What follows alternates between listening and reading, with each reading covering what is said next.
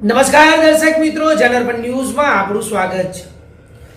વડોદરાના માંજલપુર જીઆઈડીસી તરફ જતા રોડ પર જાહેરમાં કોઈને નડતરરૂપ ન હોય તેવા રિક્ષા સહિતના 4 થી 15 જેટલી રિક્ષા અને 3 વ્હીલ ટેમ્પો સહિતના વાહનો કેટલાક અસામાજિક તત્વો દ્વારા તોડફોડ કરવામાં આવી હતી।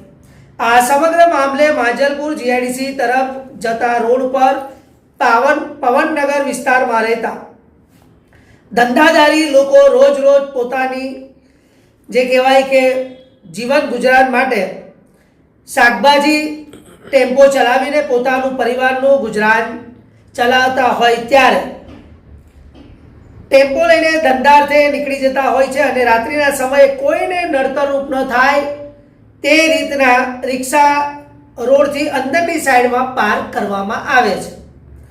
ઘણા લોકોને આ રિક્ષાના હપ્તા પણ ચાલુ છે, ત્યારે કેટલાક અસામાજિક તત્વો દ્વારા મોડી રાત્રિના સમયે હથિયારો લઈ આવી આ ધંધાર્થી લોકોની રિક્ષા, 3 વ્હીલ ટેમ્પો સહિતના 4 થી 15 વાહનોની તોડફોડ કરીને ફરાર થઈ ગયા હતા।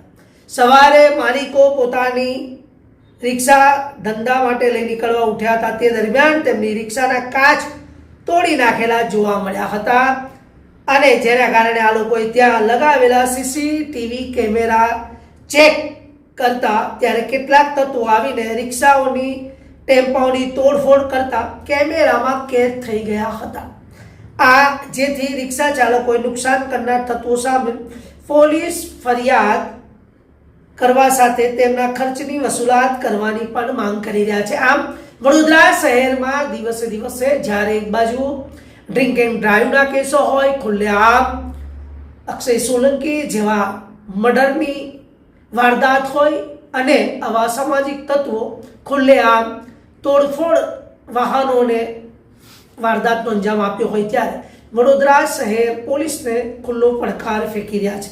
જોકે પોલીસે સમગ્ર દિશામાં આગળ કાર્યવાહી કરી છે। હવે વડોદરા શહેર પોલીસ પણ એટલી મક્કમતાથી કામ કરી રહી છે કે આવા સામાજિક ગુંડાઓ, અસામાજિક તત્વોની ખેર નથી, કારણ કે વડોદરા શહેરના પોલીસ કમિશનર મક્કમ છે।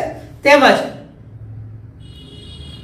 લીના પાટીલ સાહેબ જે વડોદરા શહેરના જોઈન્ટ પોલીસ કમિશનર છે અને આ જોઈન્ટ માંજલપુર વિસ્તાર એટલે ઝોન 3 નો વિસ્તાર, એટલે કે ઝોન 3 માં આઈપીએસ તરીકે ફરજ બજાવતા અભિષેક ગુપ્તા પણ પોતે સક્ષમ અને નિડર અધિકારી છે। જોવાનું રહ્યું કે આ વિસ્તારમાં હવે આવા સામાજિક તત્વો કેટલી જલ્દી એને દબોચવામાં આવે છે અને બીજા માથું ન ઉચકે તેના માટે પોલીસ કેવી કાર્યવાહી કરે છે। બ્યુરો રિપોર્ટ, જનરપણ ન્યૂઝ, વડોદરા।